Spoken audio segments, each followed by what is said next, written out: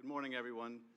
This is the first in a series of public hearings the committee will be holding as part of the House's impeachment inquiry. Without objection, the chair is authorized to declare a recess of the committee at any time. There is a quorum present. Here's how the committee will proceed for this hearing. I will make an opening statement, and then Ranking Member Nunes will have the opportunity to make a statement. Then we will go to witness statements and then to questions. For audience members, we welcome you, and we respect your interest in being here. In turn, we ask for your respect as we proceed with today's hearing. Mr. Chairman. It is the intention of the committee to proceed without disruptions. Mr. Chairman, may I make a parliamentary inquiry? Gentleman will state the inquiry. Mr. Chairman, this is our first hearing under these new set of rules. House Resolution 660 gives you the discretion to allow yourself and the ranking member periods of extended questions of up to 45 minutes each before other members are allowed to ask questions. If possible, we'd like to know the rules of engagement before we get started. Have you made a decision yet as to how many 45-minute rounds you will allow yourself and the ranking member? I have not, as we informed the minority yesterday, we will see how the first period goes and how much material we're able to get through. At that point, the chair will announce the period, if there is a period of the second round, which may be up to 45 minutes, or we'll go straight to 5-minute questions by members. For audience members, again, we welcome you and your interest. In turn, we expect and will insist on decorum in the committee. As chairman, I'll take all necessary and appropriate steps to maintain order and ensure the committee is run in accordance with House rules and House Resolution 660. With that, I now recognize myself to give an opening statement in the impeachment inquiry into Donald J. Trump, the 45th President of the United States. In 2014, Russia invaded the United States ally, Ukraine, to reverse that nation's embrace of the West and to fulfill Vladimir Putin's desire to rebuild a Russian empire. In the following years, 14,000 Ukrainians died as they battled superior Russian forces. Earlier this year, Vladimir Zelensky was elected president of Ukraine on a platform of ending the conflict and tackling corruption.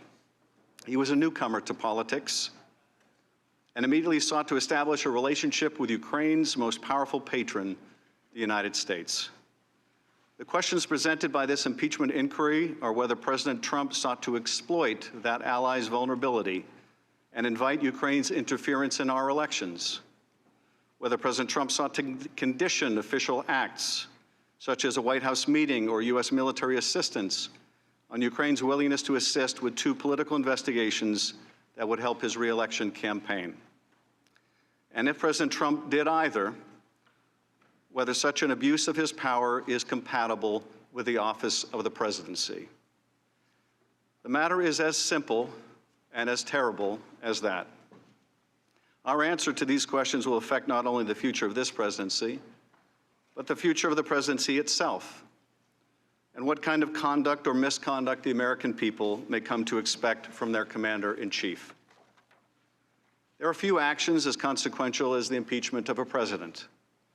While the founders did not intend that impeachment be employed for mere differences over policy, they also made impeachment a constitutional process that the Congress must utilize as necessary.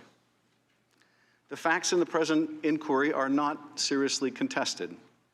Beginning in January of this year, the president's personal attorney, Rudy Giuliani, pressed Ukrainian authorities to investigate Burisma, the country's largest national gas producer, and the Bidens, since Vice President Joe Biden was seen as a strong potential challenger to Trump. Giuliani also promoted a debunked conspiracy that it was Ukraine, not Russia, that hacked the 2016 U.S. election. The nation's intelligence agencies have stated unequivocally that it was Russia, not Ukraine, that interfered in our election. But Giuliani believed this conspiracy theory, referred to as CrowdStrike, shorthand for the company that discovered the Russian hack, would aid his client's re-election. Giuliani also conducted a smear campaign against the U.S. ambassador to Ukraine, Marie Yovanovitch. On April 29, a senior State Department official told her that although she had done nothing wrong, President Trump had lost confidence in her.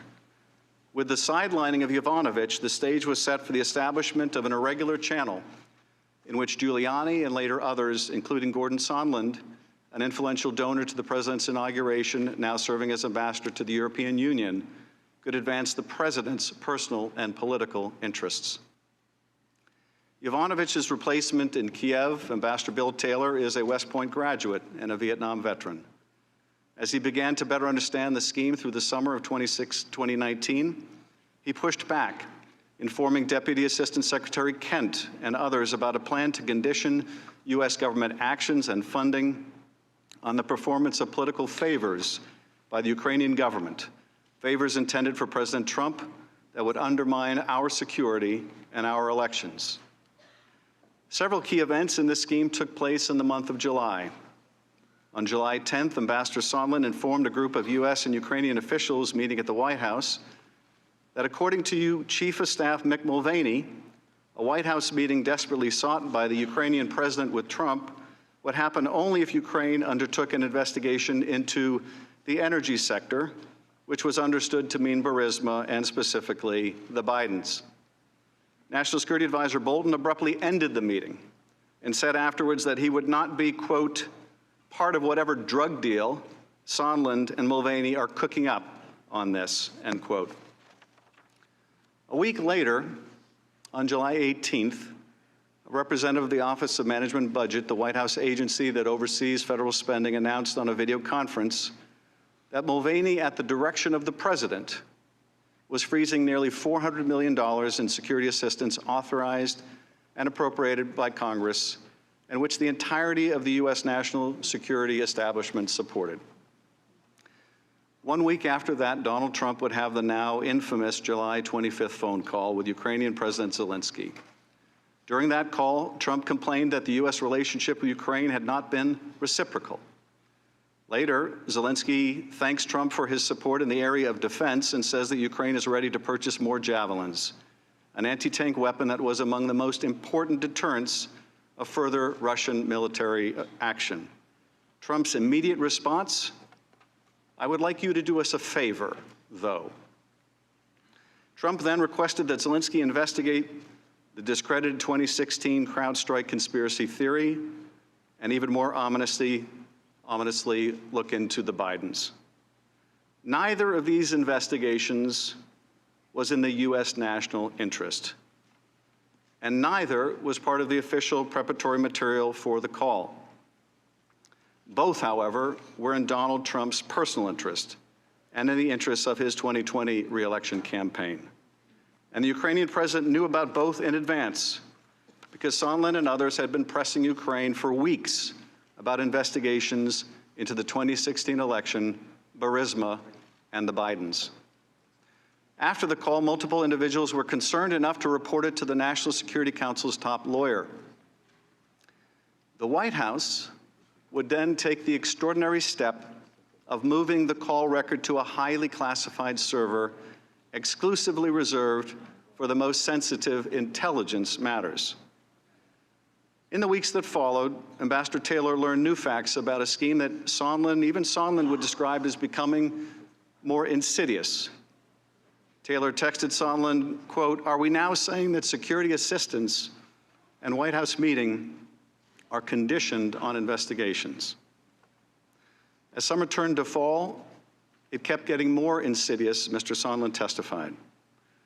Mr. Taylor, who took notes of his conversation, said the ambassador told him in a September 1st phone call that everything was dependent on the public announcement of investigations, including security assistance.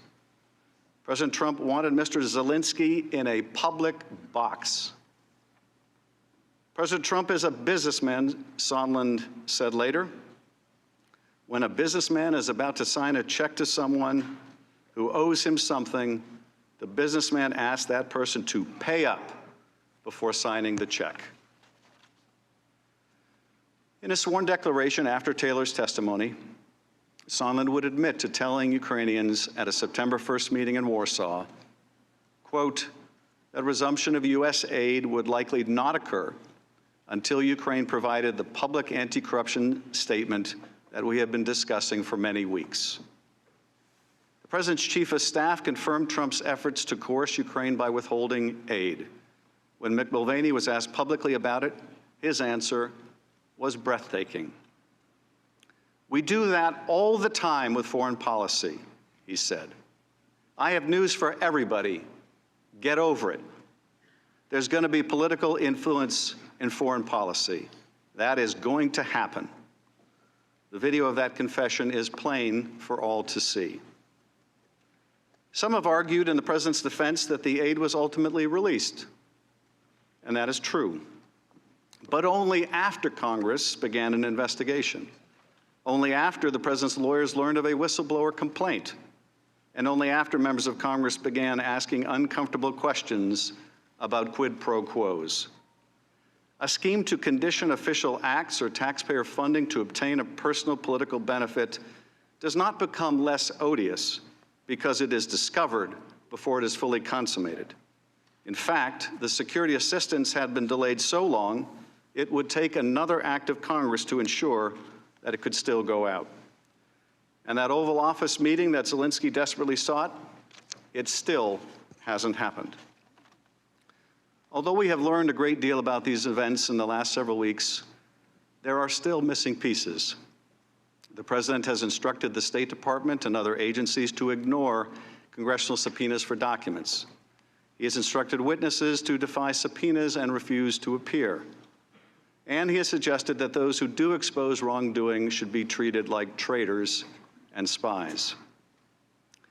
These actions will force Congress to consider, as it did with President Nixon, whether Trump's obstruction of the constitutional duties of Congress constitute additional grounds for impeachment. If the president can simply refuse all oversight, particularly in the context of an impeachment proceeding, the balance of power between our two branches of government will be irrevocably altered. That is not what the founders intended. And the prospects for further corruption and abuse of power in this administration or any other will be exponentially increased. This is what we believe the testimony will show, both as to the president's conduct and as to his obstruction of Congress. The issue that we confront is the one posed by the president's acting chief of staff when he challenged Americans to get over it. If we find that the President of the United States abused his power and invited foreign interference in our elections, or if he sought to condition, coerce, extort, or bribe an ally into conducting investigations to aid his reelection campaign and did so by withholding official acts, a White House meeting, or hundreds of millions of dollars of needed military aid, must we simply get over it? Is this what Americans should now expect from their president? If this is not impeachable conduct, what is? Does the oath of office itself, requiring that our laws be faithfully executed, that our president defend a constitution that balances the powers of its branches, setting ambition against ambition so we become no monarchy, still have meaning? These are the questions we must ask and answer, without rancor if we can, without delay regardless, and without party favor, and without prejudice if we are true to our responsibilities. Benjamin Franklin was asked what kind of a country America was to become. A republic, he answered, if you can keep it. The fundamental issue raised by the impeachment inquiry into Donald J. Trump is, can we keep it?